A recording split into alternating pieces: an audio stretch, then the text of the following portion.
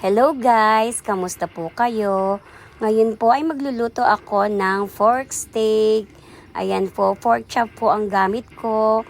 Ang ingredients lang po niyan ay yung pork chop, soy sauce, kalamansi, sibuyas, at saka oil lang po.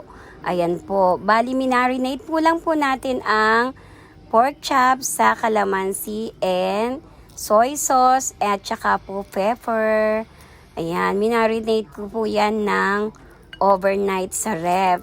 Sa pagmamarinate nga po pala, wag po natin isama ang buto kasi po nagpapapait po ito. Kaya dapat po tanggalin po natin. Ayan, katulad ng ginawa ko po. Then, nilagay ko na yung pepper, soy sauce. Ayan, hinaluhan. Minix-mix lang po natin. Ganyan lang po guys.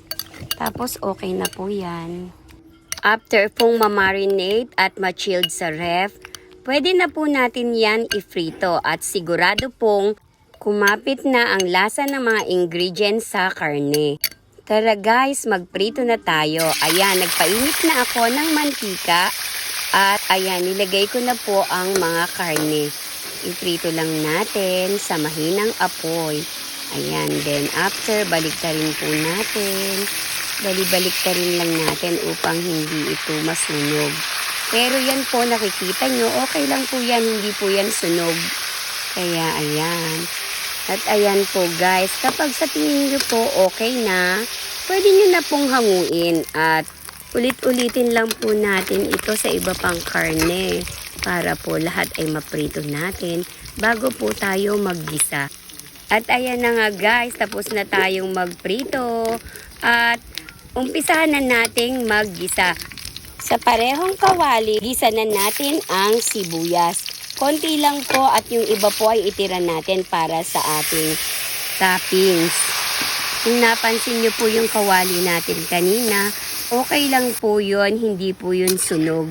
At hindi rin po makakasama ng lasa yon. Andun po bali yung katas ng marinate, kaya makakapagdagdag po ng lasa yon sa ating karne at sa ating sabaw ng pork steak. Pakuluan lang po natin yan at lagyan din po natin ng kaunting tubig para po mapalambot natin ang karne. At ayan na nga guys, after ng ilang minuto nating pagluluto, luto na po ang ating pork steak. Ayan na po guys. Hopefully, ngayon po ay nakapagsaing na po ang lahat at pwede na po tayong kumain. Tara guys, tikman nyo na po ang aking pork steak. Thank you for watching guys. Follow for more.